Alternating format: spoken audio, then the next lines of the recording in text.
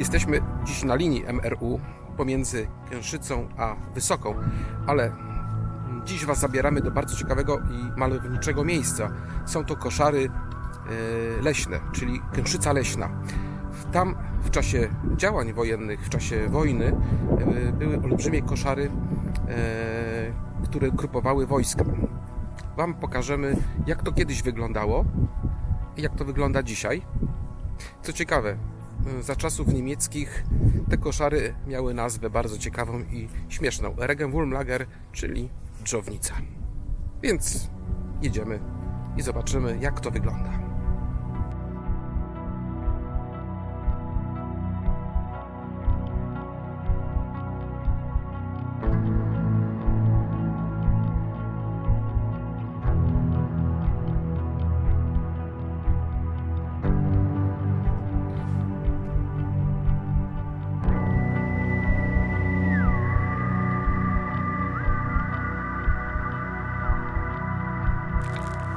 Przed nami główna brama wjazdowa do koszar kęszyckich.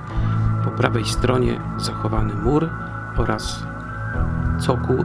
Niegdyś stał na nim olbrzymi orzeł wykonany z piaskowca.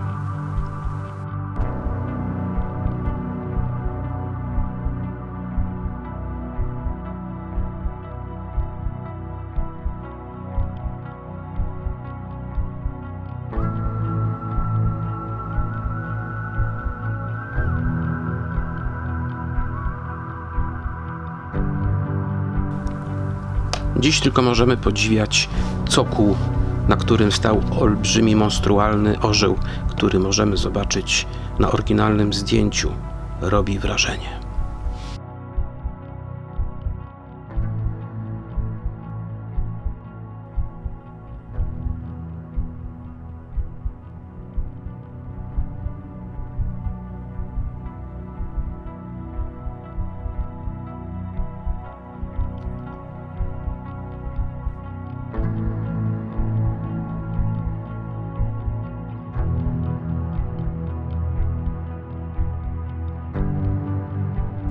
Budowę bazy wojskowej rozpoczęto w 1927 roku w środku samego lasu. Miał to być kompleks koszarowy dla Wehrmachtu. Uroczyste otwarcie odbyło się w 1936 roku w obecności wodza III Rzeszy Adolfa Hitlera.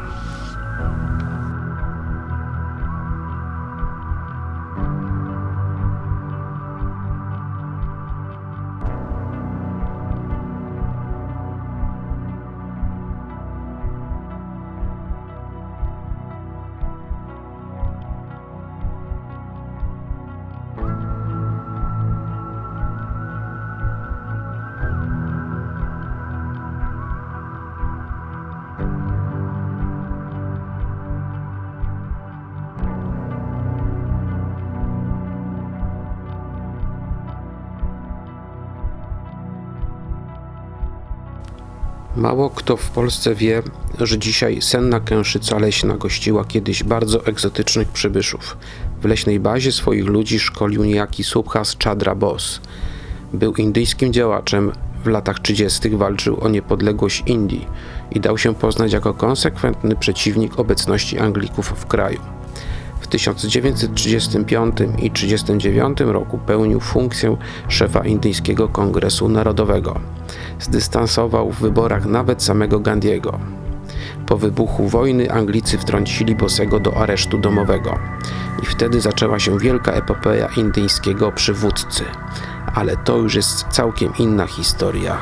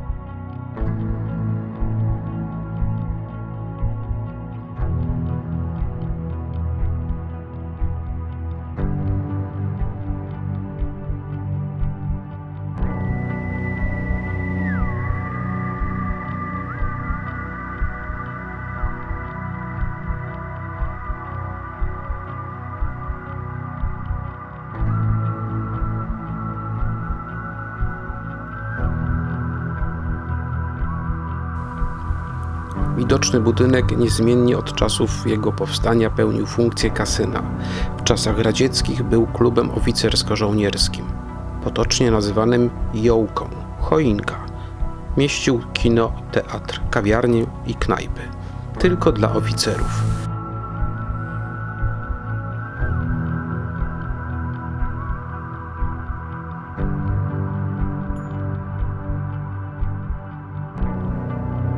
Kasyno było bardzo eleganckie, teraz choć formalnie ma właściciela, jest zdewastowane i popada w coraz większą ruinę.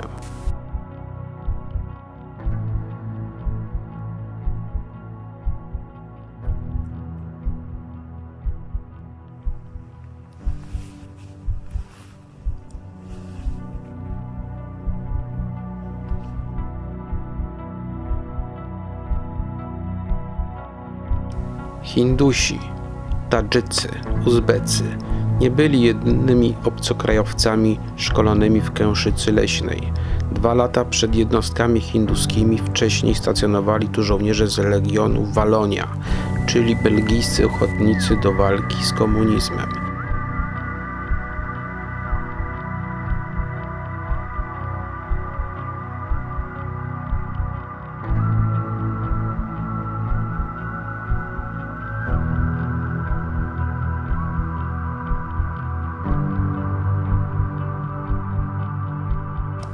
Po wojnie dawne koszary Wehrmachtu nazywane były Gródkiem. W latach 1945-1956 stacjonował tu garnizon Wojska Polskiego. W latach 1956 i 1993 na podstawie umowy między rządami PRL i Związku Radzieckiego z dnia 17 grudnia 1956 roku koszary w czasowe użytkowanie przejęła jednostka łączności Północnej Grupy Wojsk Radzieckich. Garnizon podlegał pod sztab główny PGWR w Legnicy i składał się z brygady zabezpieczenia łączności frontu, która miała za zadanie utrzymywanie stałej łączności pomiędzy wojskami stacjonującymi w NRD a Moskwą.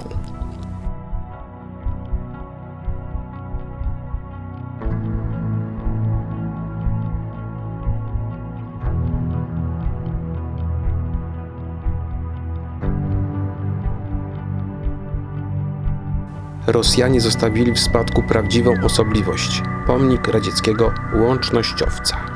Robi wrażenie.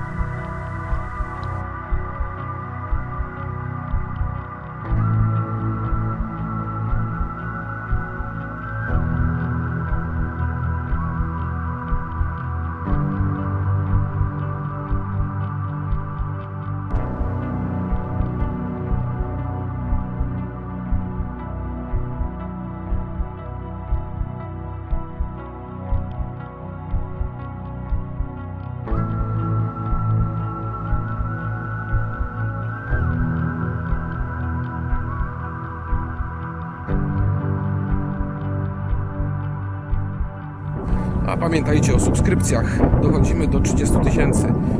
Zróbmy wszystko, żeby się nam udało dojść do 30 000. To dzięki Wam. Łapka w górę lub łapka w dół. Piszcie komentarze, co sądzicie o naszych materiałach. Dzięki.